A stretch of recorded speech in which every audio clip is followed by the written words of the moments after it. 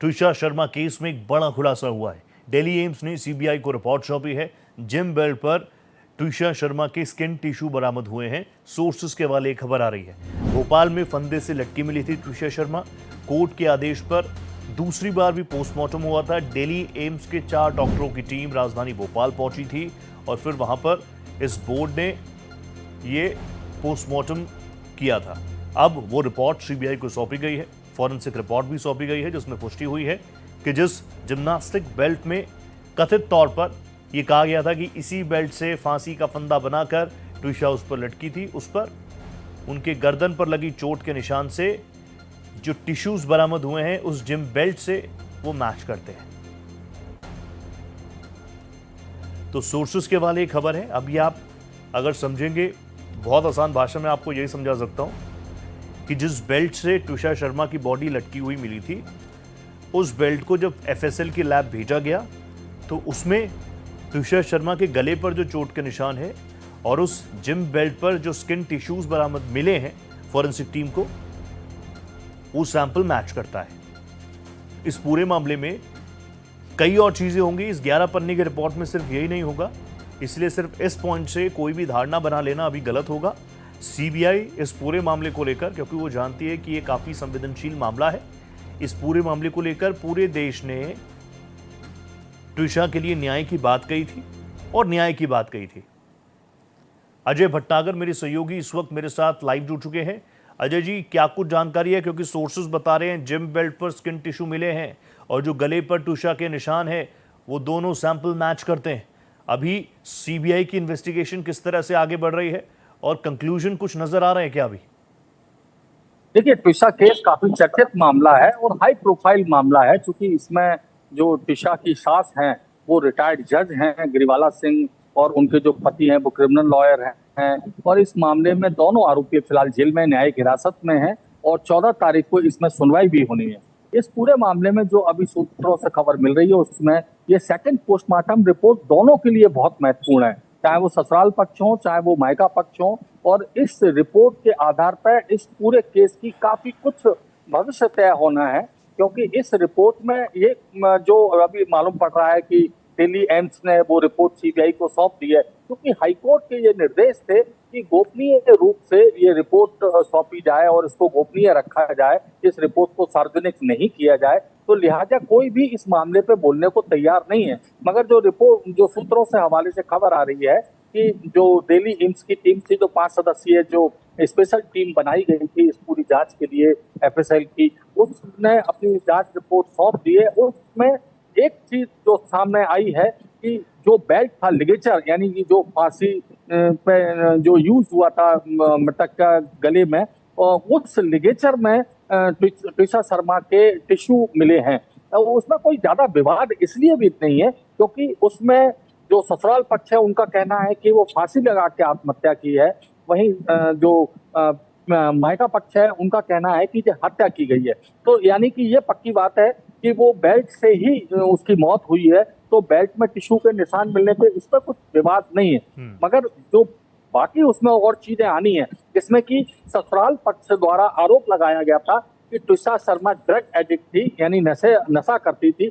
अगर वो इस चीज में रिपोर्ट्स में इसकी कोई पुष्टि होती है तो ये केस पूरी दूसरी दिशा में चला जाएगा। और अगर इसकी पुष्टि नहीं होती है तो निश्चित तौर पर मायका पक्ष उन ससुराल वालों के हर आरोपों को खंडन करेगा, क्योंकि ये सामने एक रिपोर्ट सामने आएगी। अभी हालांकि 14 तारीख को सुनवाई है और इस सुनवाई में जो ट्विशा शर्मा के परिजन हैं उन्होंने मृत्यु प्रमाण पत्र के लिए पोस्टमार्टम रिपोर्ट अनिवार्य रूप से मांगी है। चूंकि भोपाल नगर निगम जब नगर निगम जो मृत्यु प्रमाण पत्र बना रहा है उसमें उन्होंने कहा है कि इसमें पोस्टमार्टम रिपोर्ट भी चाहिए, तो उसका आवेदन कोर्ट में लगा हुआ है और उस पर 2 बार सुनवाई भी हो चुकी है और उसमें सीबीआई ने कहा कि उनके पास अभी तक रिपोर्ट नहीं पहुंची है।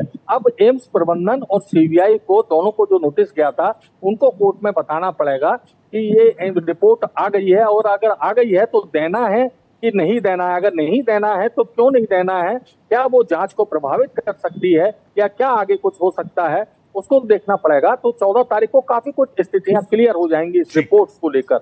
मगर जो फिलहाल में जो जानकारी मिल रही है कि वो रिपोर्ट तैयार हो गई है, और अगर तैयार हो गई है तो उस रिपोर्ट के आधार पर कई सारे खुलासे तुषार शर्मा मामले में हो सकते हैं। इस अजय, ये बीच पूरा बहुत बड़ा तुषार मामला शर्मा था, जैसे आपने कहा हाई प्रोफाइल केस था, इसमें खुद मुख्यमंत्री जी इन्वॉल्व हो गए थे। उन्होंने कहा था कि देश की बेटी को न्याय मिलेगा। इस पूरे मामले को लेकर, क्योंकि ट्विशा के परिजन तो इस वक्त एनसीआर में, नोएडा में वो लोग रहते हैं, आप इस वक्त राजधानी भोपाल में हैं। गिरिबाला सिंह और उनके बेटे समर्थ, वो लगातार पुलिस उनसे इन्वेस्टिगेशन में बातचीत कर रही है। उनके वकील किस तरीके से इस केस को देख रहे हैं, उनका उनका उनका सबसे बड़ा पॉइंट, इस पूरी उनकी सबसे बड़ी दलील, क्योंकि आप ऑन कैमरा ऑफ कैमरा लगातार उनसे संपर्क में भी रहे हैं, दोनों पक्ष सामने आए, मीडिया की जिम्मेदारी भी ये है, तो वो ऐसे कौन से पक्ष, कौन सी दलीलों को लेकर कोर्ट के समक्ष रख रहे हैं जो उनका कॉन्फिडेंस, क्योंकि वो बार बार ये कहते आए हैं कि रुकिए रुकिए, ये संवेदनशील मामला है, लेकिन सच सबके सामने आएगा। देखिए, दोनों जो पक्ष हैं वो एक दूसरे पे जो आरोप प्रत्यारोप लगा रहे थे, उनके तथ्य मांगे जा रहे हैं एक दूसरे से।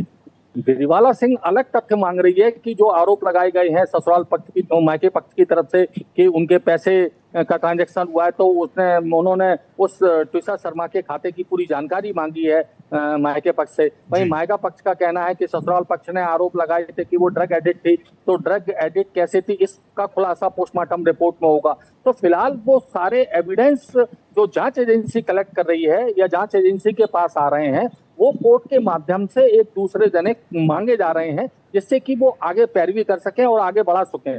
यही हमारी कुछ बात हुई है उन वकीलों से, मायके पक्ष के वकीलों से।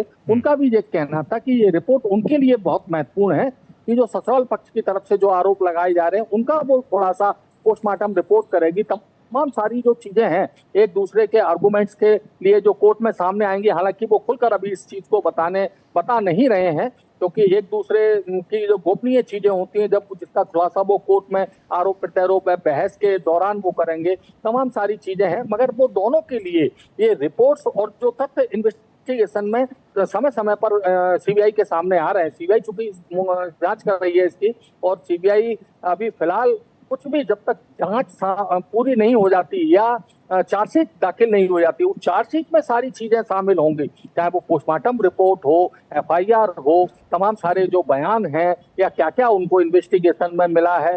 जो एक रेसल की गई थी उसको उसका पुतला बना के लटकाने का, जो वो सब भी सारी चीजें रिपोर्ट्स में क्या सामने आया, तो वो सारी चीजें सामने आनी है। उसके बाद ही आगे जो असली बहस कहा जा सकता है कि एक दूसरे के आरोप प्रत्यारोप अभी जो मुंह जवानी चल रहे हैं, उसके बाद वो तथ्यों के आधार पर चलेंगे और उसके आधार पर ही कोर्ट आगे निर्णय लेगी। जी, बहुत धन्यवाद अजय जी, नजर आप बना रखिएगा। थैंक यू सो मच, बहुत धन्यवाद।